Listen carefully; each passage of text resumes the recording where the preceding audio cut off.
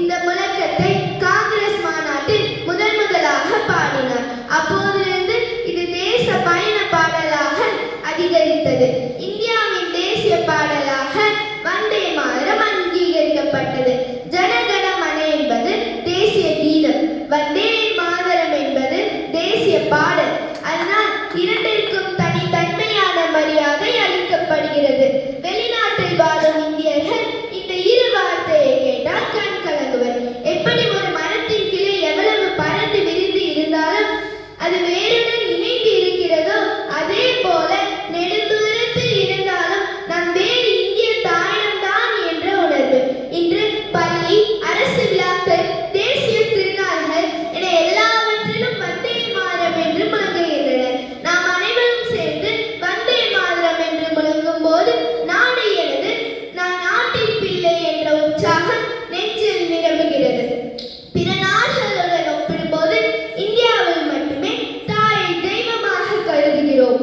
இது நம் பண்பாட்டு உயர்வை காட்டுகிறது.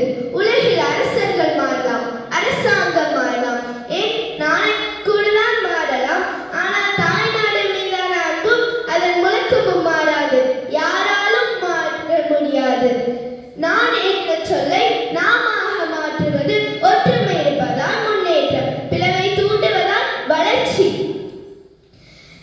நாடு எனது என்ற எண்ணம் நாட்டுக்காக நான் என்ன செய்ய போகிறேன் என்ற செயலாக மாற வேண்டும்.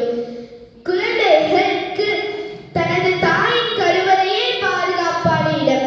அதே போல ஒரு நாட்டுக்கு நமது பூமி, வானம், வயல், நதிகள் ஆகியவற்றையும் கருவறைதான் என்ற செயலை பாடலில் செதுக்கியது வந்தே மாதரம். இது ஒரு சொல்லல்ல. கடந்த காலத்தில் சுதந்திரத்தை பெற்றுக் கொடுத்தது, இன்று உற்சாகத்தை கொடுக்கிறது, எதிர்காலத்தில் மேம்பாட்டை கொடுக்கும். வந்தே மாதரம் என்பது நமக்கு முழுமையாக 4 பாடல்களை கற்றுக் கொடுக்கிறது. முதலாவது நன்றி, இரண்டாவது ஒழுக்கம், மூன்றாவது ஒற்றுமை, நான்காவது சேவை. சுதந்திரம் பெற்றுவிட்டோம் என்பது பெருமை இல்லை, சுதந்திரத்தை பாதுகாக்கும் குடிமகனாக இருப்பதே பெருமை. சுதந்திரம் இலவசமாக கிடைக்கவில்லை, அது ரத்தத்தால் வாங்கப்பட்டது. நம் கொடி, நம் மொழி, நம் மரபு, நம் உறுதி என எல்லாவற்றையும் நினைக்கும் போது வந்தே மாதரம் என்பது உண்மையில் அர்த்தம் அடைகிறது. வந்தே மாதரம் என்பது ஒரு கடவுச்சொல், நாட்டின் ஆன்மீக சக்தி, ஒரு பற்றுக்கடலின் குறியீடு. பாட்டாளி முதல் சுதந்திர போராட்ட பெண்கள் வரை அனைவரும் வந்தே மாதரம் முழக்கத்தில் ஒன்றுபட்டனர். சரோஜினி நாயுடு, மனம் பிகாஜி காமா, கஸ்தூரிபாய் போன்றோர் இதனை மேடைகளில் முழங்கியவர்கள்.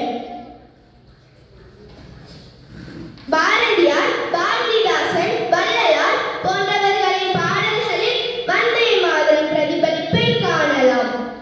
பிரிட்டிஷ் அரசு இந்த முழக்கத்தை ஒரு கொடிய ஆயுதமாக பார்த்தது. கூட்டங்களில் கூறினால் கைது, பள்ளிகளில் பாடினால் தண்டனை என எல்லாவற்றிலும் அதிகரிக்கும் போதுதான் நாட்டின் மீதான அன்பும் முழக்கமும் அதிகரித்தது. சுதந்திரத்தை பெற்றுவிட்டோம் என்பதில் பெருமை இல்லை, சுதந்திரத்தை பாதுகாக்கும் குடிமகனாக இருப்பதே பெருமை. நாடு நமதே, கடமை நமதே என்ற உணர்வு.